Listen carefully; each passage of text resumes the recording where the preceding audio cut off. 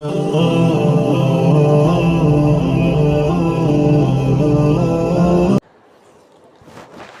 علیکم ورحمۃ اللہ وبرکاتہ۔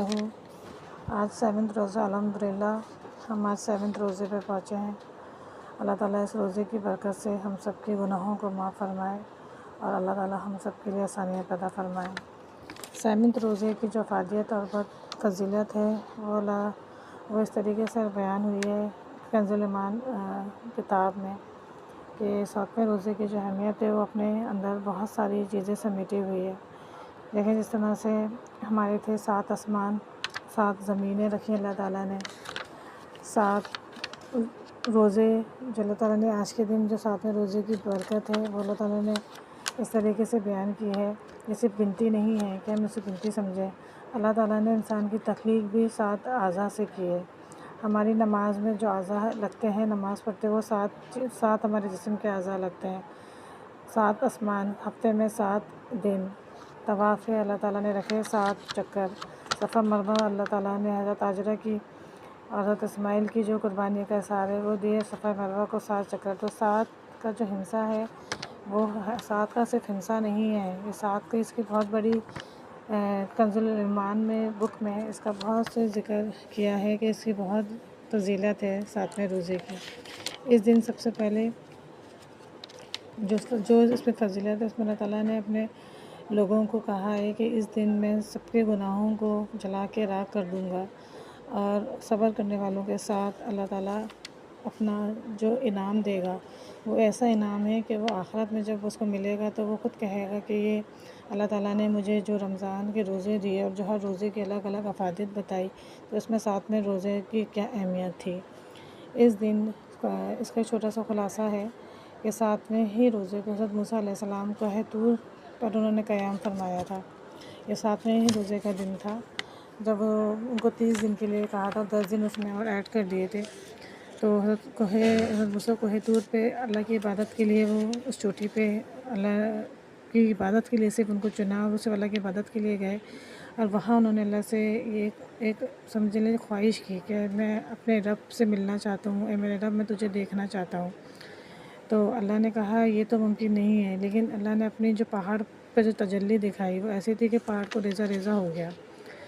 تو مطلب یہ ہے کہ اس دن اللہ تعالیٰ نے ان کی دعا بھی قبول کی، اور اس دن اللہ تعالیٰ نے فرمایا کہ اللہ تعالیٰ نے کہا کہ جو میرے اس وحدانیت کو گواہی دے گا، یہ توحید کا اقرار کرے گا، اللہ تعالیٰ اس کے سارے گناہوں کو معاف فرمائے گا۔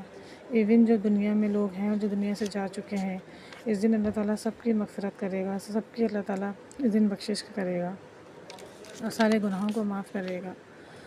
تو جس طرح سے یہ جیسے ہمارے 7 جہنم کے اور اسی طرح سے جہنم کے بھی 7 دروازے ہیں، اور وہ 7 دروازے اللہ تعالیٰ نے بند کر دیے ہیں۔ جو 7ویں دن کا روزہ رکھتا ہے، سوچیں کہ اللہ تعالیٰ جو ابدی آگ ہے اسے نجات دلائے گا، تو ہمارے لیے کتنا بڑا انعام ہے یہ کہ ہم آج اللہ تعالیٰ نے ہمیں 7ویں روزے کو پہنچایا ہے اور ہم نے 7واں روزہ رکھا، اللہ تعالیٰ کی عبادت کر کے اس کو گزارا۔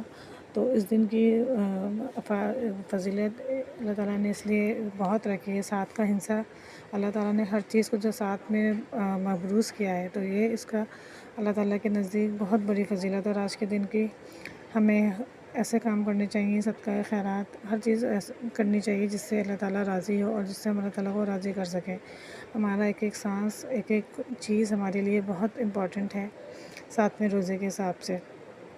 اس کے 2 قصے اور آتے ہیں، 2 قصے اور تھے 7ویں روزے کے حوالے سے کہ حضور پاک صلی اللہ علیہ وسلم کا اس میں ذکر ہے کہ ہمارے پیارے جن سے ہمیں بہت پیار ہے، بہت محبت اور بہت ہم محمد مصطفیٰ صلی اللہ علیہ وسلم سے عشق ہے، تو بہت بڑی صحابہ کرام کی ایک جماعت ان کے پاس آئی جو روزے کی حالت میں تھی، اور ان کے روزے کی حالت میں وہ نقاہت کی حالت میں تھے یعنی۔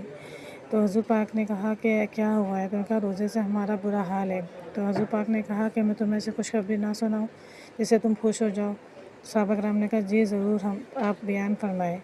تو حضور پاک نے کہا کہ آج کے دن اللہ تعالیٰ نے 7 جہنم کے دروازے بند کر دیے ہیں، اور جو ہمارے عزیز و قریبی جو ہمارے لوگ جو دنیا جا چکے ہیں ان کے اوپر بھی جہنم کی آگ کو حرام کر دیا ہے 7 میں روزے کی برکت سے۔